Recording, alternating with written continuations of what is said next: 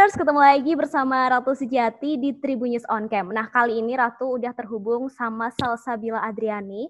Kita akan ngobrol-ngobrol seru soal karya dan juga cita-citanya. Langsung aja yuk kita sapa dia. Hai Salsa. Halo.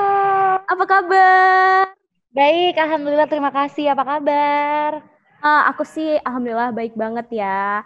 Aku mau nanya-nanya nih ke kamu, nggak apa-apa dong? Boleh dong.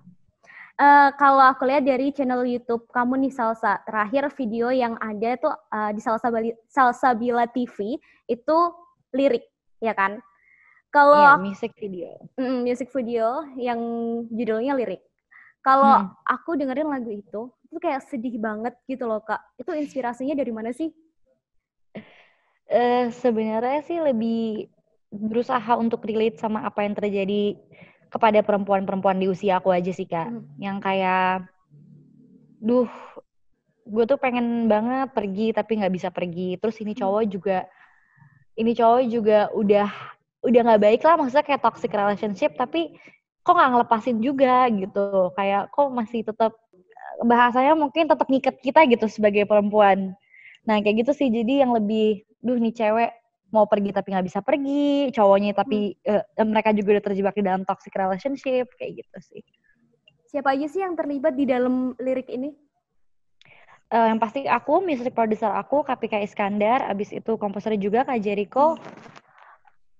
Abis itu di direct sama di styling sama Kak Wandahara, terus di makeup sama Kak Rian, ada Kak Cika juga yang membantuin, pokoknya rame lah Kak, dan yang pasti sama manajemen aku sama Made Entertainment. Oke, ngomongin kalau aku lihat dari karyanya Salsa nih, kan kebanyakan soal patah hati ya. Mungkin dari The Late Night Talk itu tiap episodenya tuh kayak yang sedih-sedih gitu. Terus jangan pergi, terus kalau yang aku lihat itu kayak sedih-sedih gitu loh. Meskipun ada satu singlenya kakak yang agak upbeat, yang agak-agak bahagia gitu loh. Tapi kebanyakan Ada patah hati. dua sih sebenarnya cerita kita sama Malaikat. Move On. Move on. Move On. Malaikat Baik juga sebenarnya nggak galau sih, lebih penitipan doa kali ya kalau Malaikat Baik. Kalau tapi lebih banyak yang bisa dibilang kayak karya galau gitu ya Kak. Itu kenapa sih? Apakah itu suara hati seorang Salsabila Adriani? Kalau single sih menurut aku justru orang-orang malah kaget sama single yang sekarang karena lebih ballad kan daripada single-single Bener. sebelumnya. Kalau single-single sebelumnya maksudnya lebih upbeat, walaupun jangan pergi tentang galau tapi dibawanya dengan ringan dan nggak segalau itu gitu. Cuman kan kalau lirik tuh kayak full sedih gitu. Tapi kalau ngomongin late night talk dan musikalisasi puisi aku segala macam tuh emang something yang sangat aku aja sih Kak. Dimana aku tuh emang suka nulis. Jadi musikalisasi puisi dan late night talk itu full aku yang nulis semua. Dan itu juga sebenarnya dalam late night talk itu juga aku riset gitu loh.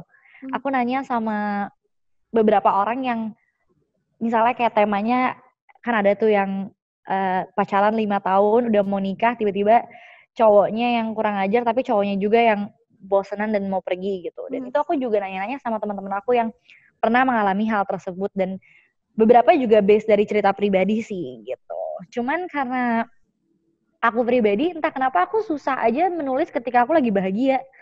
Jadi kalau kata bundaku, Salsa kalau lagi sedih lebih produktif daripada dia seneng gitu sih.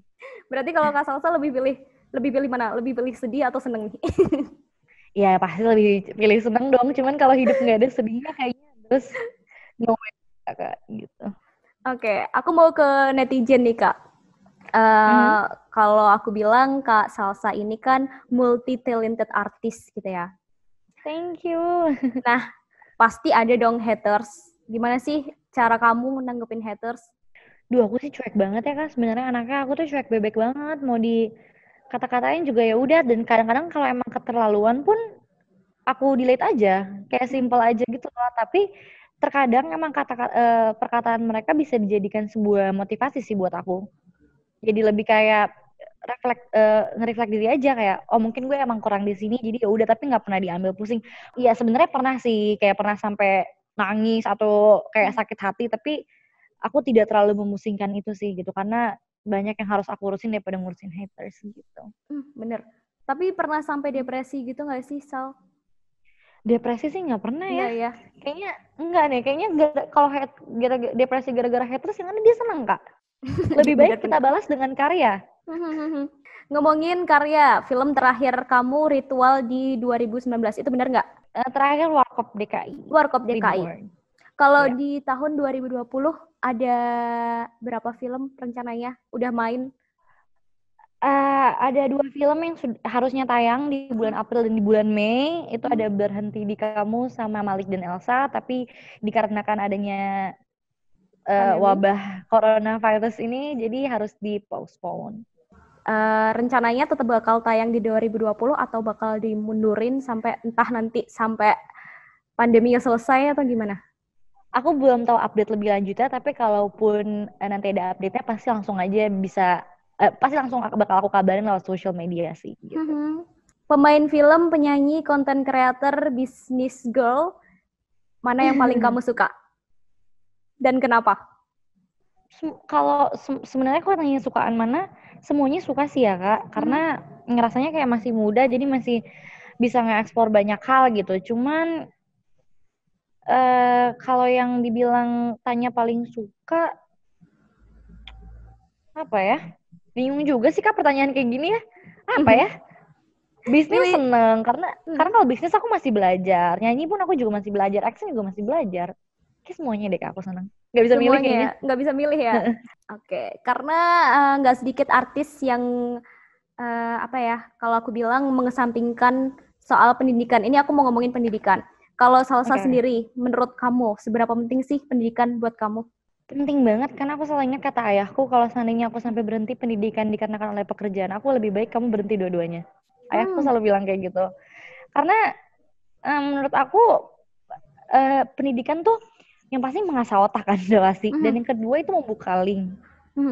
Apalagi kalau kita udah kuliah kan, maksudnya membuka link segala macam. Jadi menurut aku pendidikan itu penting banget sih, karena percuma, kalau kata ayahku juga, percuma kamu artis kalau kamu otaknya nggak ada isinya. Kayak gitu sih. Jadi tetaplah pendidikan nomor 1. Nomor 1. Kakak by the way ini aku juga lagi sambil kelas loh, haha. Hah, serius? Kelas online tapi? Iya. Aku mau nanya cita-cita Salsa apa sih sebenarnya? Kan kamu udah jadi kayak hampir semua lahan tuh kamu ambil gitu kan. Sebenarnya cita-cita kamu dari awal itu jadi apa sih, Sa? Kalau dari awal mah berubah-berubah ya Kak, anak kecil nggak sih? Biasa tuh mau jadi dokter. Pasti kan jadi anak kecil, terus itu SMP, SMA mau jadi fashion designer. Abis itu pas hampir mau lulus pengen jadi pengacara, makanya ngambil hukum sekarang. Setelah lulus pengen jadi diplomat, tapi sampai sekarang sih tujuan akhirnya pengen jadi diplomat sih. Salsa sekarang kepengen ngejar cita-citanya atau kepengen jadi artis atau mau jalanin dua-duanya? Sekarang sih udah berubah ya, aku pengen jadi business woman aja. Berarti lebih pilih bisnis nih? Kalau untuk kedepannya kayaknya yang bisa dijalanin sekalian sih. Karena aku juga belajar hukum kan, jadi nyambung ya. Kalau diplomat pengen, tapi berpikir lebih jauhnya aja sih untuk keluarga di masa depan gitu. Oke, terus terakhir nih Kak untuk hari ini quotes untuk Tribuners supaya mereka tuh tetap semangat mengejar cita-citanya. Yang paling penting, percaya sama diri kalian sendiri, percaya sama diri kamu, insya Allah semuanya akan tercapai. Oke, udah? Udah, itu aja. Terima kasih Salsa udah mau meluangkan waktunya buat ngobrol-ngobrol bareng aku. Kita ketemu lagi di lain kesempatan ya. Dah. Thank you. Terima kasih sudah nonton. Jangan lupa like, subscribe, dan share ya.